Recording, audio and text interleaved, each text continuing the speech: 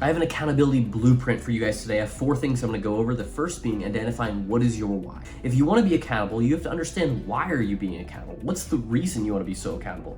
So you have to ask yourself, why do you wanna change? Whether it's money, freedom, for your kids, excellence, growth, whatever, you have to figure out why you wanna change. For me, it was going from victim to victor mindset when I was younger. I really struggled with that stuff, and so I wanted to change, and I wanted to make a big impact in the world for what I struggled with. I went to the hospital when I was 17 for some pretty serious mental health stuff. But that became my why. That became why I started to be accountable. And now I have a sticky note that says, why do I keep going? It's for the younger version of me. It's for the 11-year-old girl that I saw in the hospital that made me so mad, not at her, but at the world. Why is she facing those problems? She shouldn't be worrying about this stuff, as well as my future children. Those are the 3 things of what's my why. Why do I keep going? Why am I accountable? So for you, maybe it's just when you want to make more money. Maybe you want freedom. Maybe it is for your kids. Whatever, you have to identify why do you want to change. And then you have to make it easy. You have to make it easy for you to be accountable. The way you make it easy is you prime your environment for you.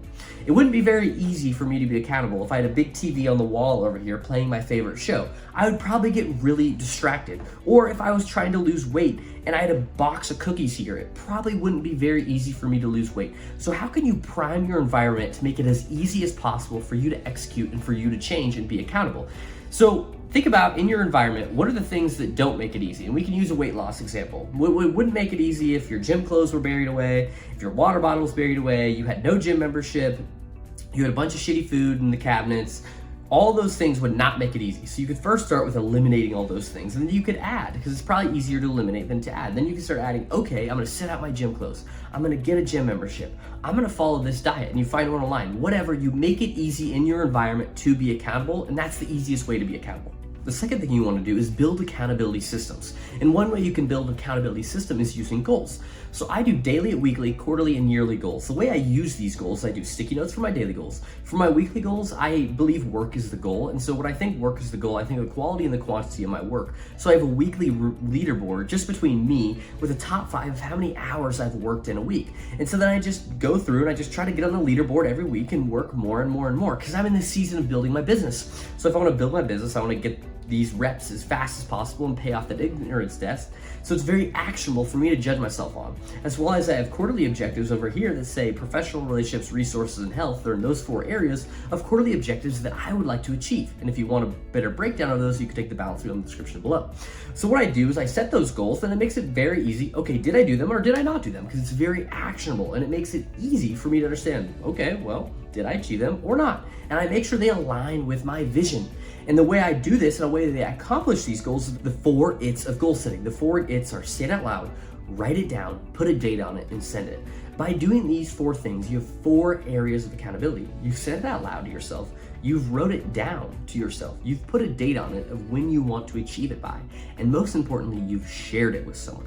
Share it with a friend, with a family member, whatever. It'll make you more likely to achieve it because it's out there. Someone else knows about it, and we want to hold our word to other people more than we probably want to hold our word to ourselves. Another tool that you can use within accountability systems is check-ins and tools.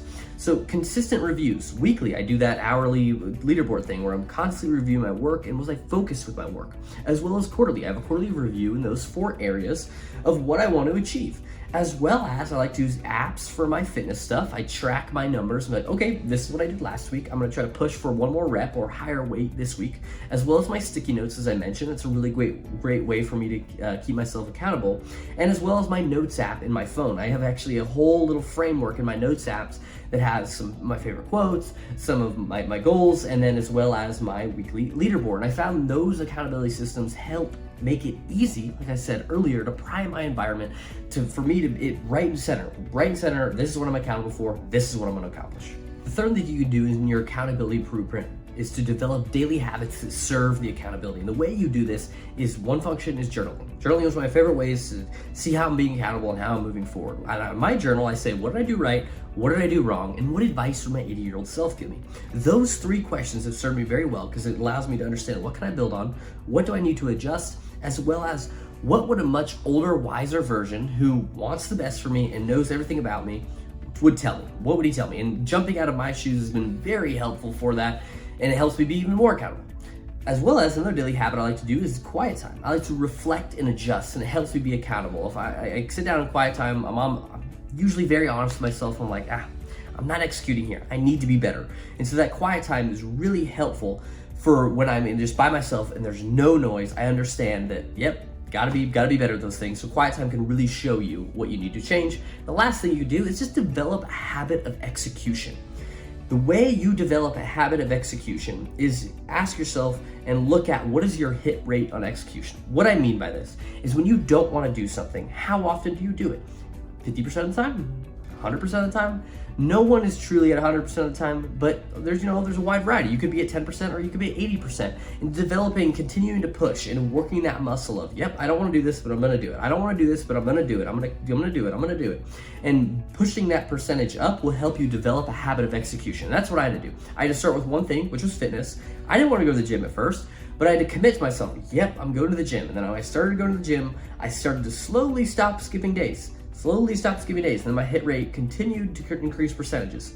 And now I probably do have a 100% hit rate when it comes to exercise, but in the past I didn't. It wasn't always that way. So for you, you could find one thing you want to change and start to push that percentage of execution higher to work that habit of execution. The fourth and the final thing you can do for accountability is understanding that motivation will leave.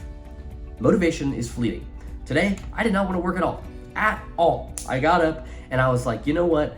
I feel like I'm not going to be able to execute. I feel like I want to quit. But I had to push through no matter what because that's who I am. It's an identity thing.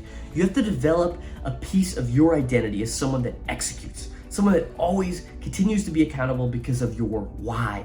And that's why you develop your why, to help you keep going. So you have to ask yourself, how will I keep going when motivation wanes? And the way I do it is the sticky note that I have up with the three things that's truly important to me is that 11-year-old girl, my mission, and my family.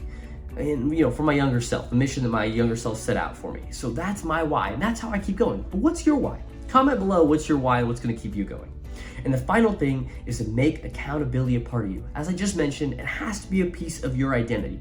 If you truly want to change, you have to make it a part of your identity. And the way you can do this, an actionable step to make it a part of your identity, is how you do anything is how you do everything. So for me at Costco, it's my day job, and I would see a piece of trash on the floor. In the past, I would leave it. But when I realized this notion that if I want to be someone that executes, if I want to be someone that is accountable, I have to pick up that trash, because how I do anything is how I do everything. So if I let this slip, I'll let something else slip in my email system. I'll let something slip in my YouTube videos. And I cannot have that. I have to be a person that executes and does my best every single time. So that's my accountability blueprint. If you like it, please comment what you like, and I'll make more of these videos. See you guys in the next one.